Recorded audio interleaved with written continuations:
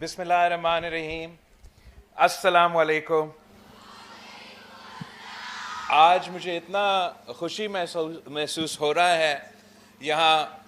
بختیور cadet college کا اس event میں نہ صرف حصے لینے کا مگر آپ سب کو دیکھ کے، آپ کی اچیومنٹس کو دیکھ کے میں اس وقت یہ محسوس کر رہا ہوں کہ ایک خواب جو شہید محترمہ بینظیر بھٹو کی تھی یہاں کے خواتین کے لیے، اس خواب کو یہاں کے آپ بختیور کیڈٹ کالجز کے جو کیڈٹ ہے آپ وہ خواب پورا کر رہے ہوں، اس پہ ہم آپ پہ فخر بھی کرتے ہیں. آپ اس ملک کے، پاکستان کے اصل چہرہ ہمارا بختیور کیڈٹ کالج کے اسٹوڈنٹس ہیں. آپ ہی نے اس ملک کو آگے لے کے چلنا ہے. جو بھی آپ ٹی وی پہ ہمارے جو پرانے سیاستدان ہیں ان کو دیکھتے رہتے ہیں، وہ تو پاکستان کا ماضی ہے. آپ پاکستان کے مستقبل ہو، ہم پاکستان کے مستقبل.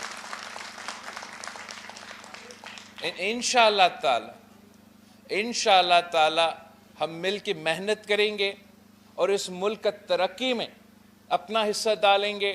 امید ہے کہ یہاں جو میرے سامنے تمام کیڈٹس کھڑے ہیں وہ بھی پاکستان کی ترقی میں، اس ملک کی ترقی میں اپنا بھرپور حصہ ڈالیں گے. جیسے آپ سب کو معلوم ہے ہمارا ملک اس وقت ایک مشکل سے کافی مسائل کا مقابلہ ہم کر رہے ہیں. تو میں چاہ رہا تھا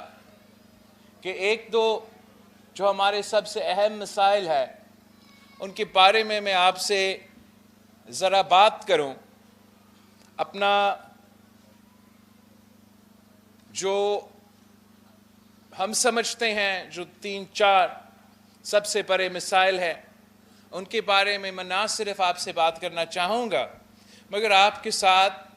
ایک نقشہ شیئر کرنا چاہوں گا، ایک پلان شیئر کرنا چاہوں گا جس سے میرا خیال میں ہم پاکستان کے عوام کے کافی جو تکلیف ہے، جو مسئلے ہیں اس کو ہم حل کر سکتے ہیں. اگر ہم مل کے محنت کرتے ہیں، ایک ہو کے محنت کرتے ہیں، تقسیم، نفرت، گالم گلوچ کی سیاست کو دفن کرتے ہیں تو انشاءاللہ تعالی ضرور ہم پاکستان کے تمام مسائل کا مقابلہ کر سکیں گے. ہمارا ایک تاریخی معاشی بحران ہے اس وقت. دوسرا خاص طور پہ ہمارے ہاں جو اب ہم نے یہ جو سیلاب ہے ان کے اثرات دیکھے ہیں تو ایک طرف معاشی ایک بحران ہے تو دوسری طرف موسمی تبدیلی کی وجہ سے پاکستان کو بہت سا خطرہ ہے. تیسری جو ایک بہت اہم ایشو ہے وہ ہمارا پاپولیشن ایکسپلوژنز ہے، ہمارا ڈیموگرافکس ہے. جو سابق ہمارا پاپولیشن کی وزیر یہاں بیٹھی ہے وہ مجھ سے بہتر بتا سکے گی. اب مسائل تو بہت زیادہ ہے مگر ان تمام مسائل کا حل بھی موجود ہے. جہاں تک معاشی صورتحال ہے، تاریخی مہنگائی، تاریخی بے روزگاری، تاریخی غربت کا مقابلہ ہم نے کرنا ہے. اگر ہم نے اس ملک کو اس معاشی بحران سے نکالنا ہے تو قائد عوام شہید ذوالفقار علی بھٹو نے ہمیں ایک نظریہ دیا، منشور دی، ایک سوچ تھی روٹی کپڑا اور مکان کا. اور میرا خیال میں پاکستان کی تاریخ میں جتنا آج روٹی کپڑا اور مکان کی ضرورت ہے شاید ماضی میں اتنا ضرورت نہیں تھا.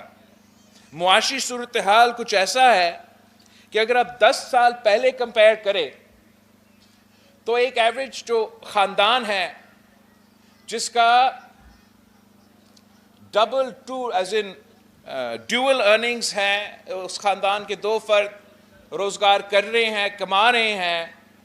تو 10 سال پہلے 35,000 روپیز اگر ان کا تنخواہ تھا، دونوں کا تنخواہ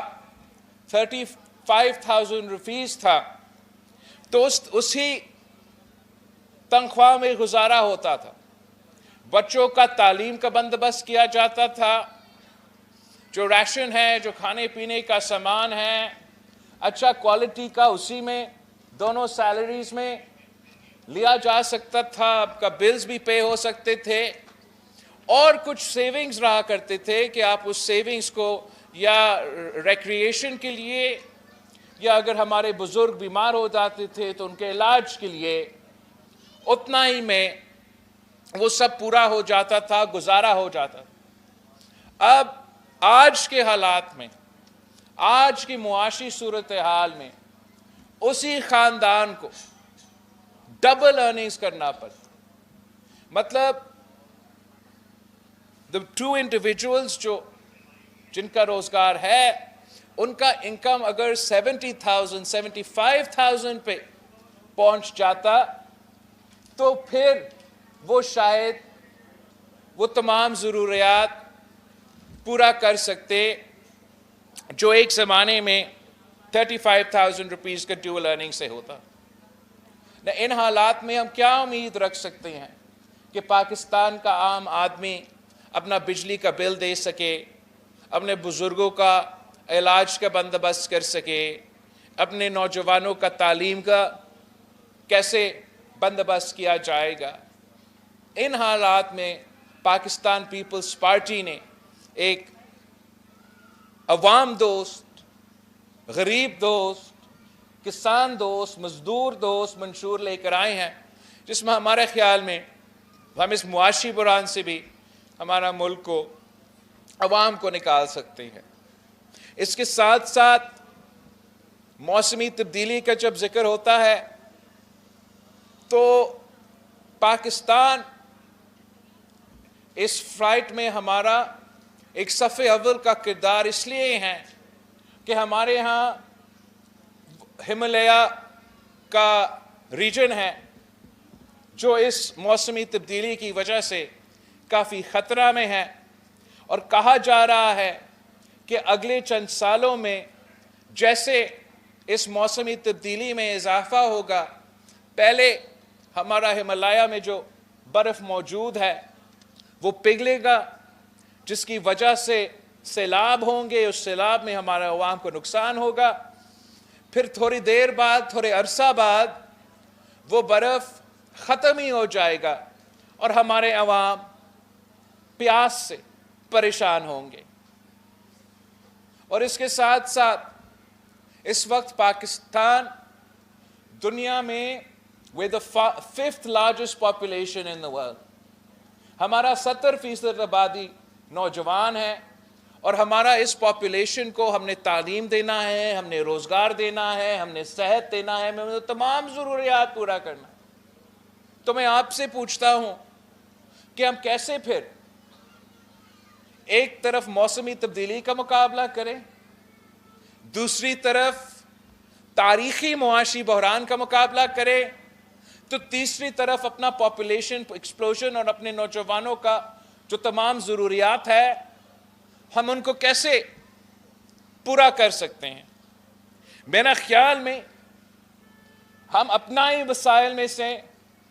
محنت کر کے سب مل کے ان تمام مسائل کا مقابلہ کر سکیں۔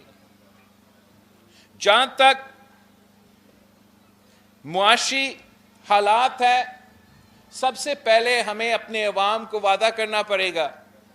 کہ آئندہ 5 سالوں میں یہ حکومت کا ذمہ داری ہوگا کہ عوام کی تنخواہ میں حکومت یہ ذمہ داری اٹھائے کہ 5 سال کے اندر ہی اندر مہنگائی کا مقابلہ کرنے کے لیے ہم نے تنخواہوں میں اضافہ کرنا ہے، اور ہمارا ٹارگٹ ہونا پڑے گا کہ 5 سال کے اندر ہم اس کو دگنی کیسے کر سکتے ہیں۔